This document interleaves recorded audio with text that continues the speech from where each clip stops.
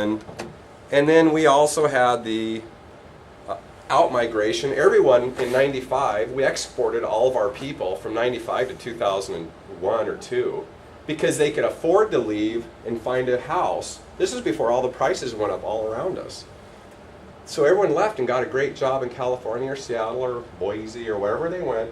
And so we stayed neutral as everyone left. Well, everything turned around, right? Everyone came home. We're like salmon. Spokane people are like salmon.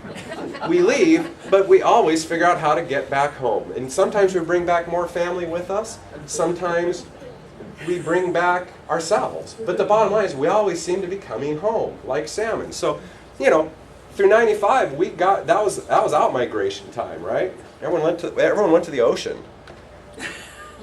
Okay, then now we had the biggest credit market meltdown we've ever seen. We went through it, you guys.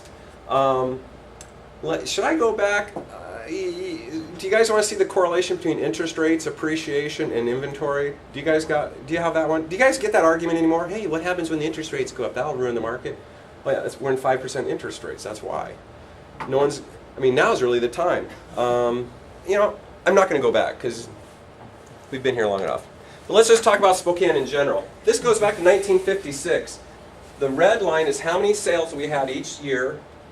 And this big bump right here in 78, 77, that's right after Expo 74. We got exposed to a lot of people moved here.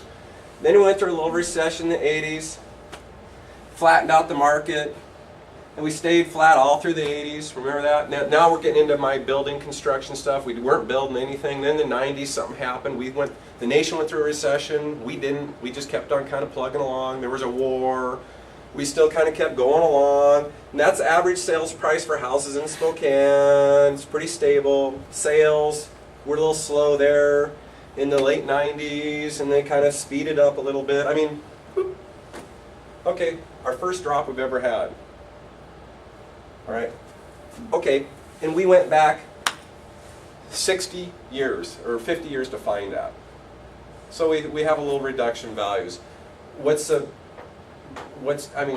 Are we crashing? Probably not. I think we're going to be all right. What are we looking at? Let me show you some bullet points here. Facts. Spokane has appreciated 5.3% since 1956.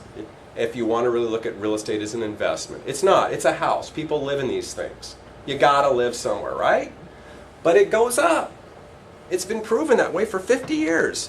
Fact. Spokane has entered into a balanced market as we have less inventory than we did in 2000 through 2003 today. All right? Fact. Low vacancy rates indicate no out-migration and stable population growth. You guys, these are all the reasons why now's the time. Fact, new construction is a 20-year low, which will tighten the replacement of new inventory over the next 6 months. Okay?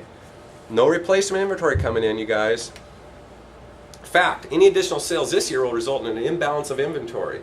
When I talk about imbalance, remember, we only had 185 closings in January. And yet, some miserable number, but if it was so bad, don't you think the inventory would have come up? It didn't. That's what I'm saying. We're sliding through this thing. People are holding back. People aren't moving around as much, so it's making that market tight. And so, watch this. Fact, mortgages are at 50-year lows. If a couple extra buyers come into the market, it's going to tweak the balance. That's what I'm driving at. And especially if you're giving them $8,000 back at the end of the tax year as an encouragement to go out and buy. See what I'm saying? It's going to tweak this market. Fact, the banks are lending. FHA requires still, 3.5% down. Fact, the foreclosure rate is still less than the national average in Spokane. We're at 0.6%. Oh, it doubled from 0.03. What's that? 1 in 160 houses are going through foreclosure right now. The national average is like 1 out of 87, I believe. So we're doing great. And what does that mean? It indicates we had a very conservative lending history. We weren't pushing guys that make $40,000 a year to buy the cheap house for $400,000 like they were in Sacramento. We didn't have investors doing crazy stuff like they were in Fresno. We didn't have any of that stuff. We just did our thing. If you can afford to buy a house, we can sell you one. You know, you don't have to make $100,000 a year to get a $400,000 house, because there is no such thing. $400,000 house, here's a palace. We can get you in a house in Shadle. You make $30,000 a year, we're going to hook you up, and you're within the parameters. All right. So we have a very stable based lending system that really gave us a lot of home ownership equity. So through that last 5-6 years, there was 50% equity created? You know, so it wasn't like there's a lot of guys out there that are upside down. We hear about this thing about underwater, Zillow, underwater, blah, blah. They have the secret formula that they don't tell us what it is. When was the last time, how many people have sold a house that was underwater? Okay, that was a bad question because no one raised their hands. Let me ask you another question. How many people are working with first-time homebuyers that haven't bought a house yet? How many people are working first-time homebuyers that haven't bought a house? Okay, so we have roughly 25 people here. I think I saw about 10 hands. Okay, there's about 1,500 real estate guys out there right now. If half of them are working at first-time homebuyers, that means there's 750 at least first-time homebuyers ready to buy right now, above and beyond what we usually do. See what I'm saying? We have the potential to push for this thing to change very quickly in our market. They say first in, last out. Yes? Could I ask for a clarification on your last slide, on the first bullet? That appreciation of 5.3%, that's per year, right? Yes. Not total. Oh, yeah, it's per year, I'm sorry. Yeah, and it's not compounded, it's at an average. And then my last fact, the stars are aligning and the narrow window of the $8,000 tax credit will create more demand for entry-level housing, which will in turn release that home seller to purchase the second home, causing a domino effect. And I've talked about that before. We have a pyramid the base is based off of first-time home buyers, and everyone moves up. There's a few people that move down, but usually the first-time entry level does not move down. They have nowhere to move down to except for the nursing home or an apartment. Okay? Usually they're moving back up. So our current market, which is stable and balanced, will be thrown into unbalanced market with, I believe, an additional 200 to 300 buyers over a 2 or 3 month period. And we already talked about there's at least 700 of these guys out there running around. And how many of these first-time home buyers do you think are not going to buy by December 1st? Are they that dumb that they're going to pass up on $8,000 cash back, up to $8,000 cash back? Yeah. It'd almost be like a free down payment. But it's up to us to educate those folks, to get them in there. And you know, I'm not the only one talking to their agents. Everyone else is doing the same thing that we're doing. We're getting educated on what's going on.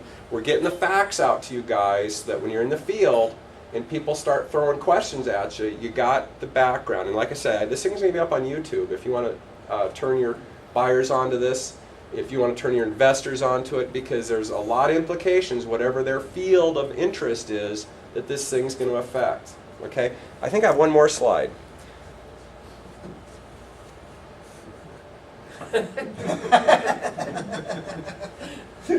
Yeah? We're all living, man. We made it. You know, this thing hit the river pretty hard.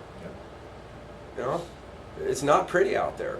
We had a tough last of half of 2008. We had a tough one, but we walked away. We're all still here. The market's still here, right? Still got 90% employment. We still have 91% employment. The healthcare sector's strong. The government sector's strong.